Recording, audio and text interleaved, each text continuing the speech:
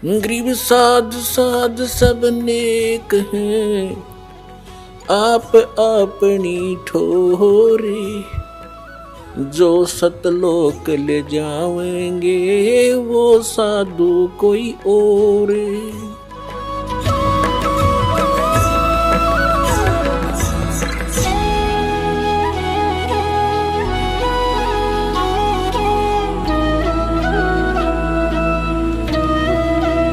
तो अब जैसे इन शंकराचार्यों के साथ ऐसे ही दया करी दाता ने आपके ऊपर करी ना, ये साची पुराण ना जो सन 2009 में अक्टूबर में हमने इनके पास निमंत्रण भेजा था, प्रार्थना पत्र चारों शंकराचार्यों पर रजिस्टर्ड भी, और स्पेशल भगत भेज के उसे साइन करवा के लाए कि आप आइए आध्यात्मिक ज्ञान चर्चा सतलोक आश्रम बरवाला में करिए। इसी आश्रम में निर्धारित किया था, ये बन रहा था उस समय।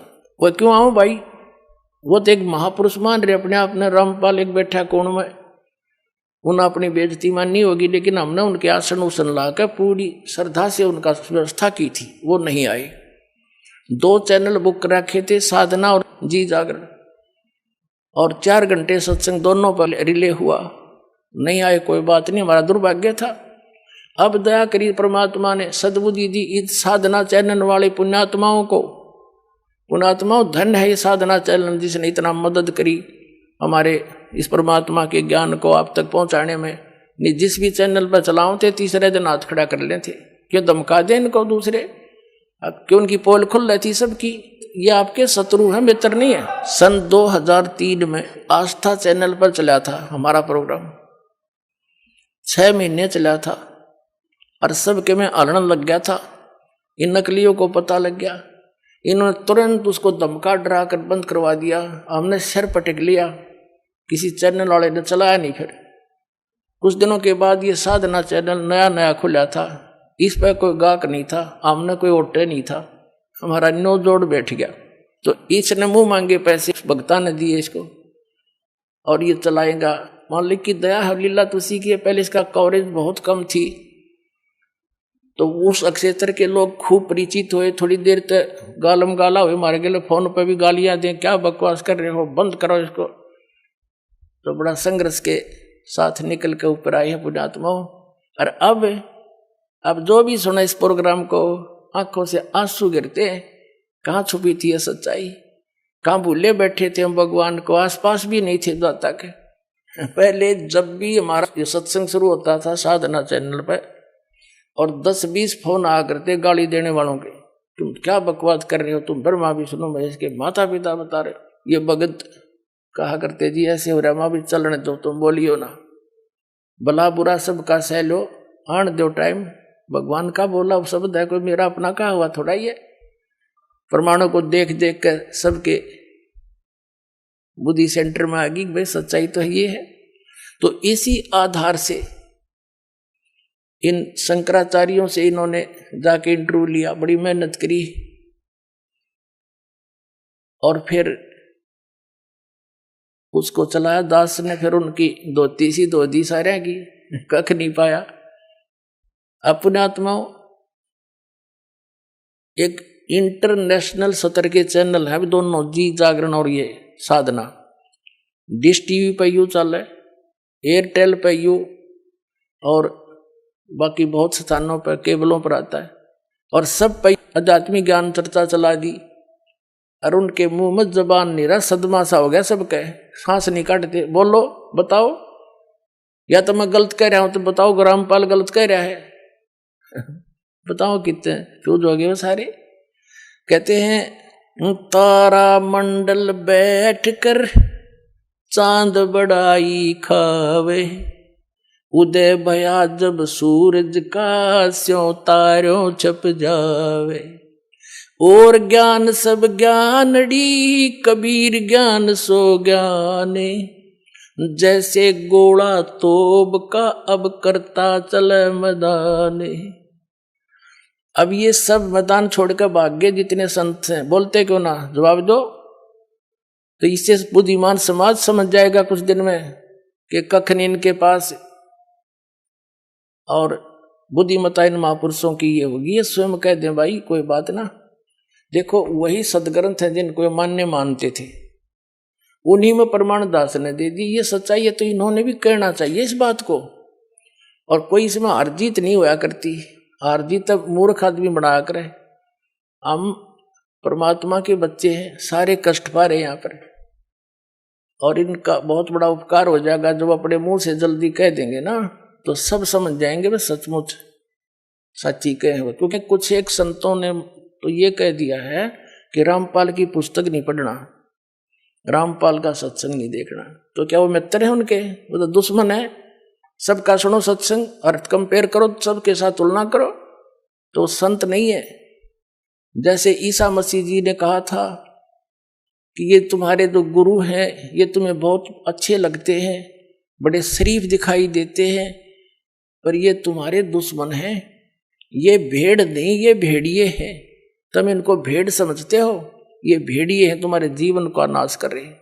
हरी नहीं बात था, उसको क्रश करवा दिया था। वो उपकारी आदमी था, और उन दुष्टों ने अपना, क्यों उसमें शिक्षा थी को नहीं, राजाओं को बका दिया, प्रजा को बका दिया, और उस महापुरुष को क्रश करवा दिया, उस महापुरुष को। और वही तरीका दास के साथ अपनाया था करुथा कांड कराने के लिए। लेकिन अब मालिक का साथ था हमारे, और उसका वचन था, प्रमाण हमारे साथ थे, सीडी हमने बनाकर समाज में भेज रखी थी। तो वही काम दास के साथ करना था। करुथा कांड झूठ झाट बोल कर, अफवाह फैला के, इतना अफवाह फैला दी जब समाज में मुझे मारने के लिए कि इसको मार भी देंगे तो जनता नहीं कहेगी ठीक हो गया, निकम्मा आदमी था, मारना चाहिए था। उसी उद्देश्य से उन्होंने फिर आक्रमण किया करोथा आश्रम पर। इस मुख्यमंत्री हरियाणा के भूपेंद्र सिंह हुड्डा के कहने से, क्योंकि ये भी आर्य समाजी है। और महर्षि दयानंद की पोल खोल दी, मैंने वेदों से तुलना कर दी उनके सत्यार्थ प्रकाश की, और इतना ही कहा था भाई आप इसको सत्यार्थ प्रकाश महर्षि दयानंद का लिखा हुआ मानते ही हो। और ये महर्षि दयानंद कहता है कि वेद सत्य है, वेदों में जो लिखा है वो मुझे मान्य है, और इसके अतिरिक्त मैं किसी की बात को स्वीकार नहीं करता। तो वेदों से तुलना कर दी कि महर्षि दयानंद कह रहा है कि परमात्मा पाप नाश नहीं कर सकता। ये दुर्वेद अध्याय नंबर 8 के श्लोक नंबर 13 में स्पष्ट किया है कि परमात्मा घोर पाप भी नाश कर दे साधक के।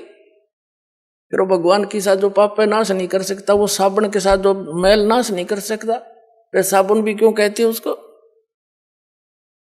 ऐसे इसके ढेर सारे प्रमाण वेदों से ही कैंसिल कर दिया। ये कति फ्यूज हो गया। इन आचार्यों ने पता चला कि ईब तुम्हारी रोजी रोटी जावेगी, जय हमारे अनुयायियों को पता लग गया। इसलिए इन्होंने उनकी जनता का दिमाग बदलने के लिए मेरे को बदनाम करा, छक्के इतना बदनाम कर दिया कि घर के भी नफरत कर दिया आदमी थे, जो इतनी भी झूठ होती हमारे अंदर। लेकिन आज वही रामपाल है, शिखर में जाएगा यो ज्ञान। हाँ, पता लग जाए सबको।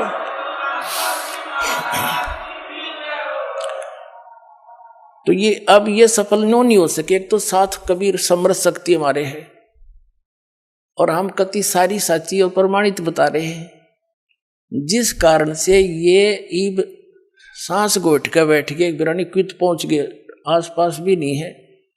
आसपास का मतलब है जैसे आदमी के बारे में कोई बात कही जाती है तो उत्तर देवे अन्यों कह देवे रामपाल ने यह झूठ बोल दी, तो हम फिर उसका दोबारा उत्तर दें भाई नहीं देखो ये प्रमाण है, ये ठीक हो।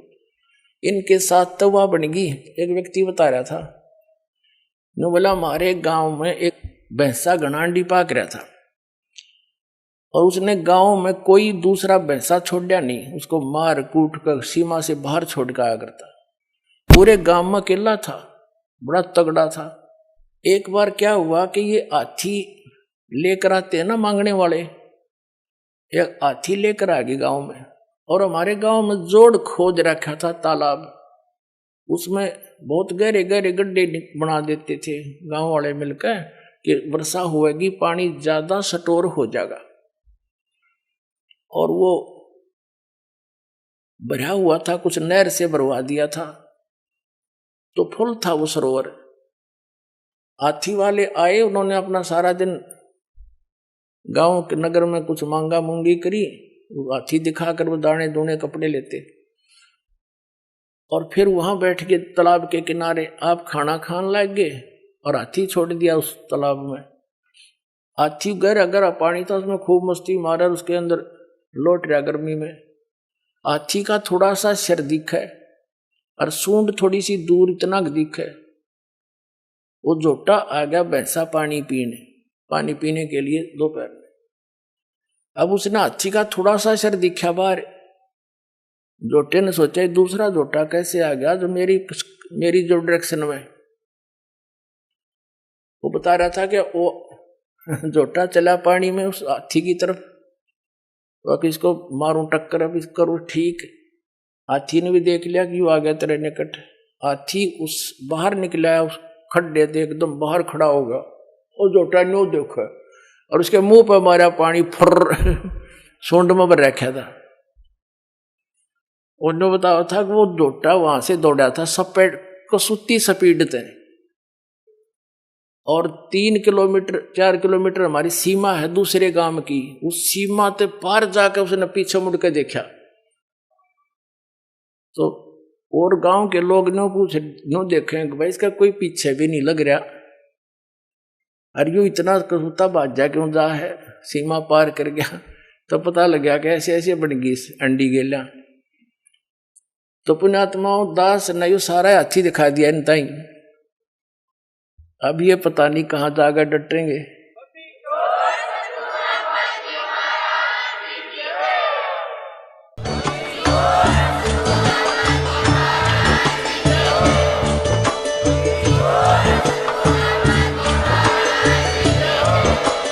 आप सुन रहे थे जगत गुरु तत्वदर्शी संत रामपाल जी महाराज जी के मंगल प्रवचन। अधिक जानकारी के लिए विजिट कीजिए हमारी वेबसाइट www.jagatgururampalji.org। संत रामपाल जी महाराज जी के शुभ आशीर्वाद से पूरे विश्व भर में 500 से भी ज्यादा नाम दीक्षा केंद्र हैं, जिन पर संत रामपाल जी महाराज जी द्वारा ऑनलाइन निशुल्क नाम दीक्षा दी जा रही है। अपने नजदीकी नाम दीक्षा केंद्र का पता करने के लिए संपर्क करें 8222880541।